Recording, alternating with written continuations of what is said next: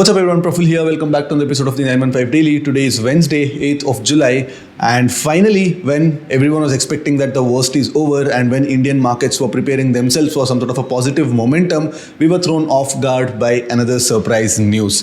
And today, during a press conference, Donald Trump said that the ceasefire is officially over between the US and Iran.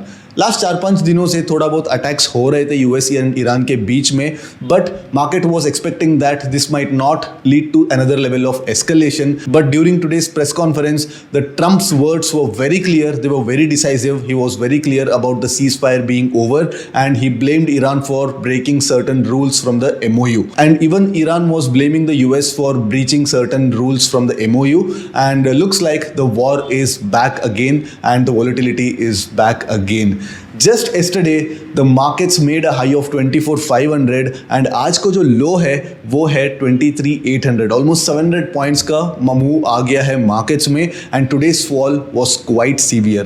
We even saw a 7% spike in the crude oil and India VIX shot up more than 26%. कल India VIX 11.6 पे trade कर रहा था, आज India VIX almost 14.7 पे trade कर रहा है. एकदम 26% का एक स्पाइक देखने को मिला है and the markets are back below 24,000 levels.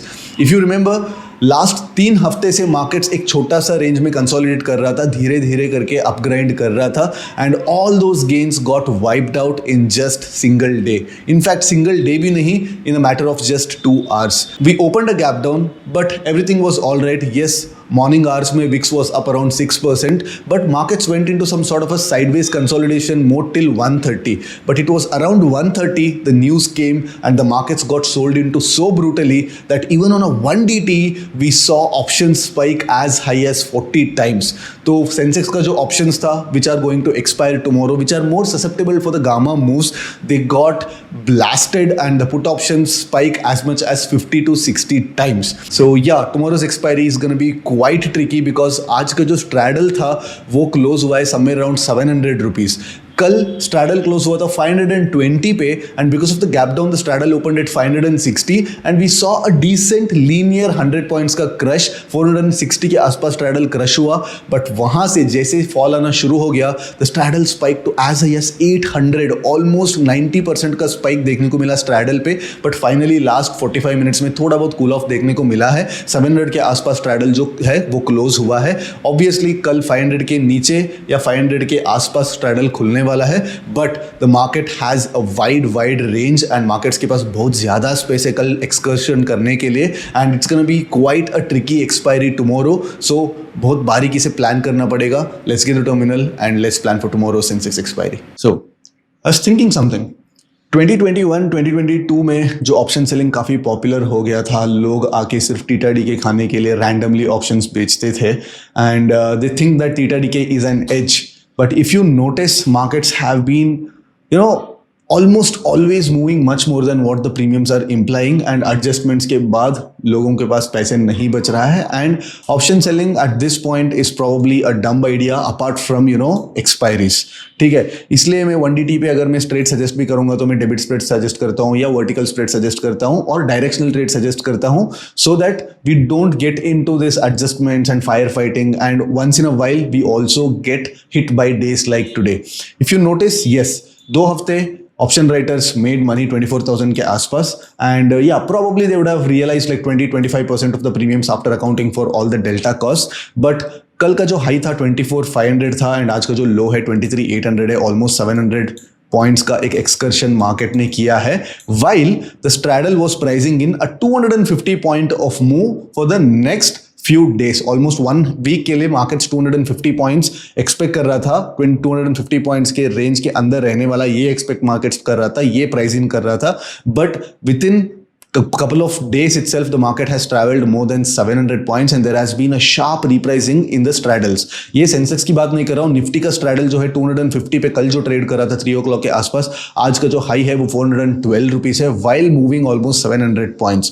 तो यहाँ पे जो भी कंसोलिडेशन लेवल को ब्रीच किया था एंड 24,500 के आसपास आके मार्केट्स एक रेजिस्टेंस ले रहा था, तो एंड वहाँ से वापस मार्केट्स 23 800 के आसपास ट्रेड कर रहा है, 24,000 के नीचे डिसाइसिवली ट्रेड कर रहा है. So again the market will have another Herculean task of breaching this level. So अगर ये जो कंसोलिडेशन लेवल ब्रीच करता है, अगर कल के दिन अगर यहाँ पे ब्रेकडाउन मिलता है, तो then we should be trading bearish structures going forward if you are trading having slightly higher time frame opinions. ठीक है, इंट्राडे के लिए it's a completely different thing. Intraday के लिए कल हम आके पुट्स भी बेच सकते हैं, एक मीन रिवर्सन ट्रेड भी ले सकते हैं. Intraday trading is completely different. But positionally speaking, जैसे यहाँ पे एक रेड कैंडल फॉर्म होता है, एक डेली क्लोज मिल जाता है इस कंसोलिडेशन रेंज के नीचे, तो मार्केट्स के पास ऑलमोस्ट 700 पॉइंट्स का स्पेस मिल जाता है. तो यस, यहाँ पे अगर एक इनसाइड कैंडल टाइप बन के मार्केट यहाँ पे ब्रेकडाउन देता है, तो then it's gonna be a good bet to go short on the markets.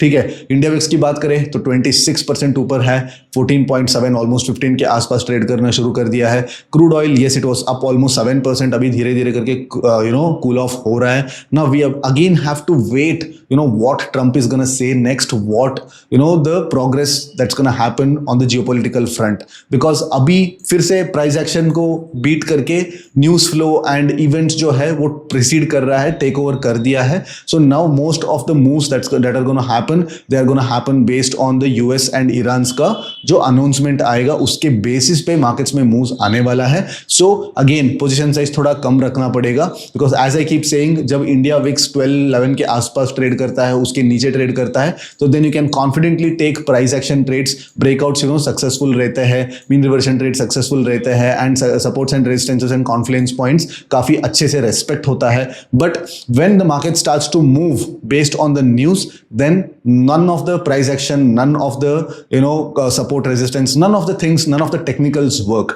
देखो, जब तक न्यूज नहीं आया तब तक कैन नोटिस दैट ये जो गैप फिलिंग है, इस गैप के आसपास मार्केट्स ने एक डबल बॉटम बना दिया था. बट जैसे न्यूज आया, the markets just tanked and it tanked like as if there was no tomorrow. 24,200 से लेके 23,800 तक ऑलमोस्ट 400 पॉइंट्स का मूव कर दिया मार्केट ने in a span of less than 30 minutes.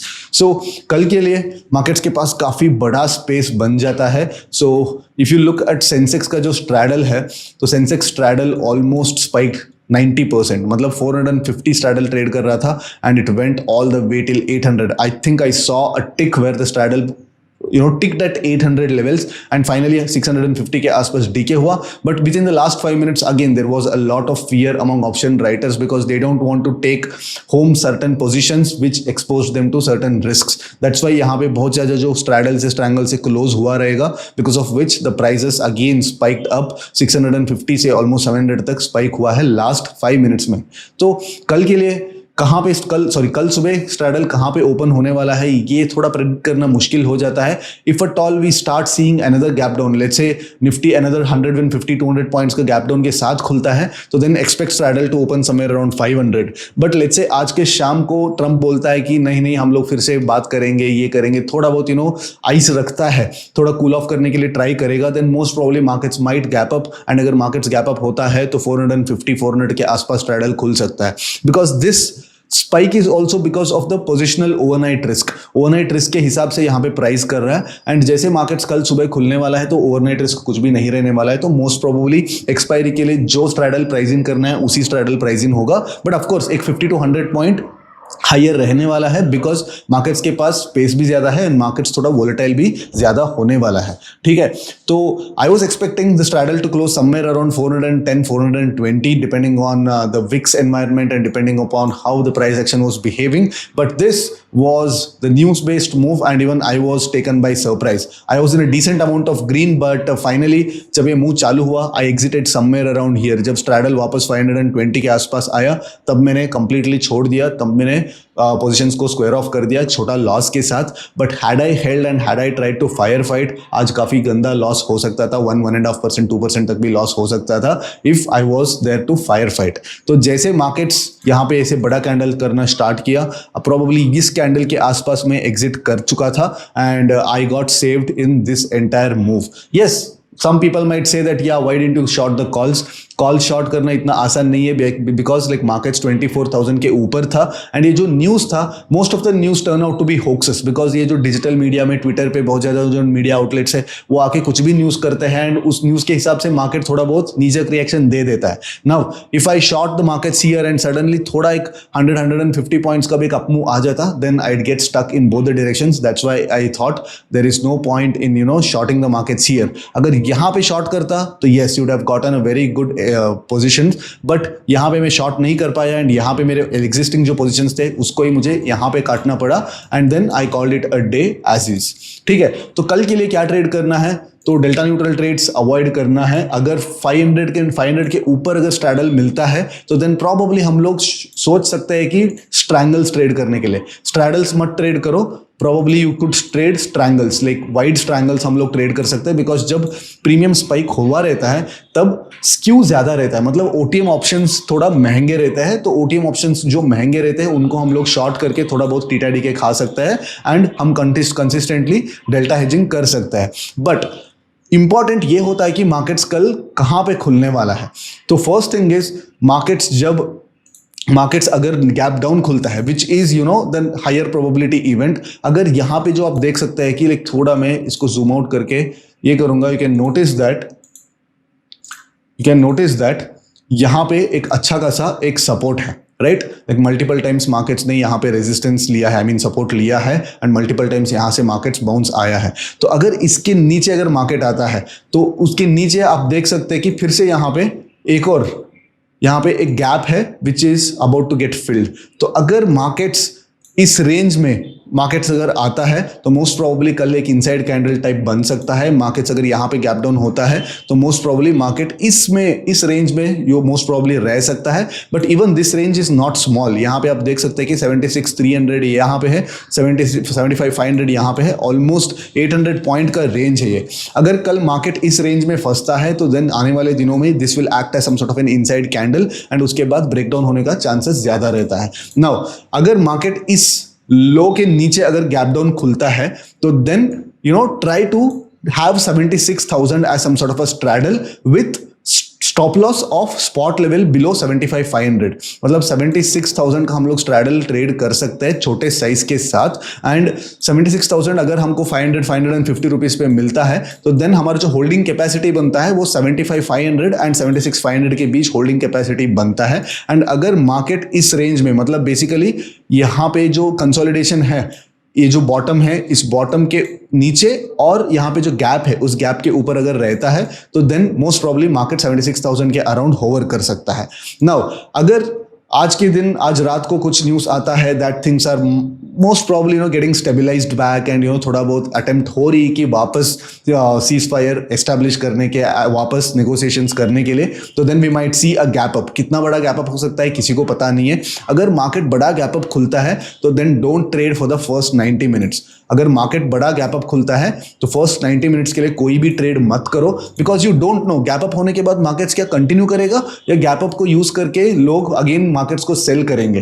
तो अगर बड़ा गैप अप खुलता है you can notice that this itself is 77,600 से लेके 76,200. दिस इज 1,200 पॉइंट का रेंज है. तो इस रेंज में इवन मार्केट 200, 300, 400 पॉइंट भी एक कैंडल मार देता है तो your position will be completely gone for a toss and पूरा दिन आपको सिर्फ उसमें रिकवर करने का काम में आप लगे रहते हैं. तो there is no point trading this. So market अगर बड़ा गैप अप खुलता है तो then ideally the market should go back into some sort of a lower volatile mode.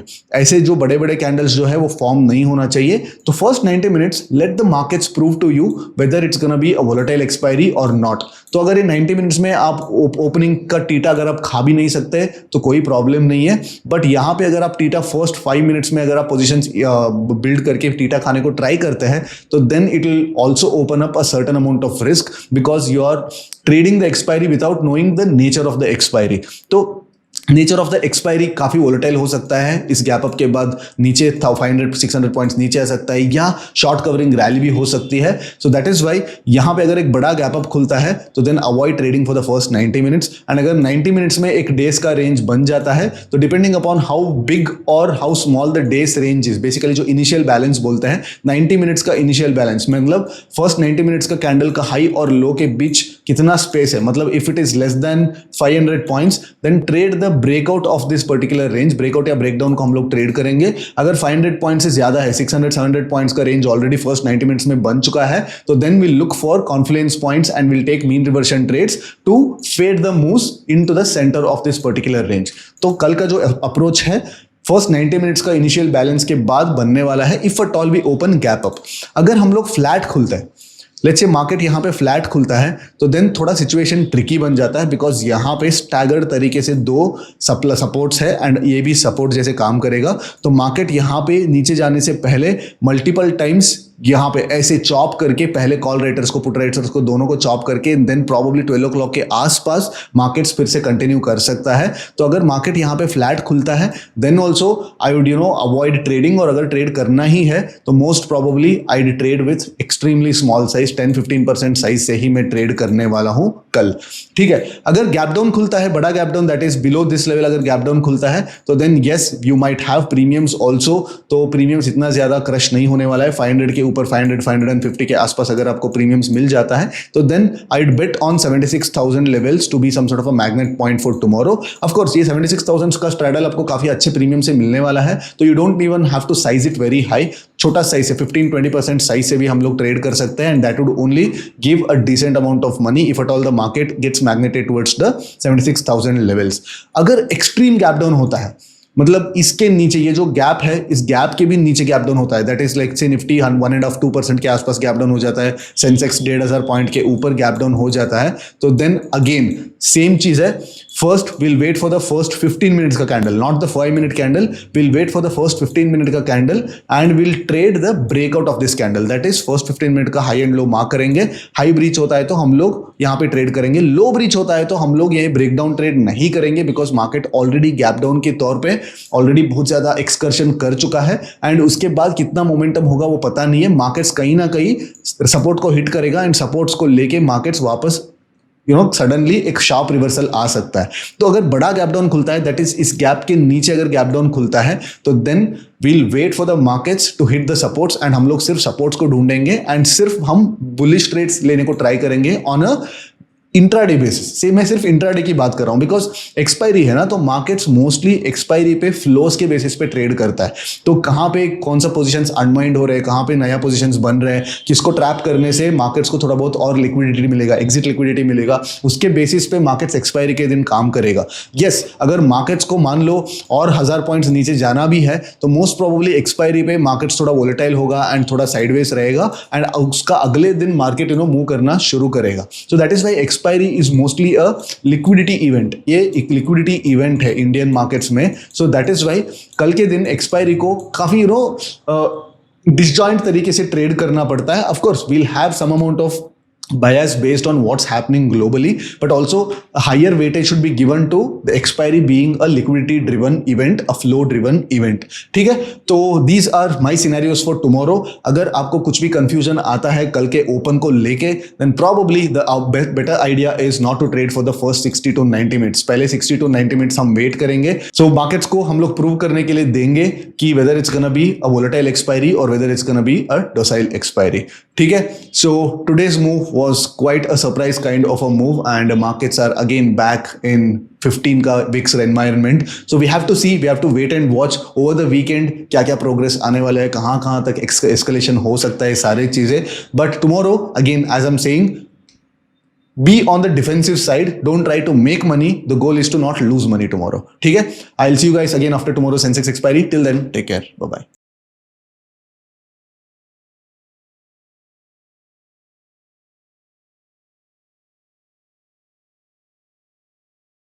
Investment in securities market are subject to market risks. Read all the related documents carefully before investing. Please read the risk disclosure documents carefully before investing in equity shares, derivatives, mutual fund, and or other instruments traded on the stock exchanges.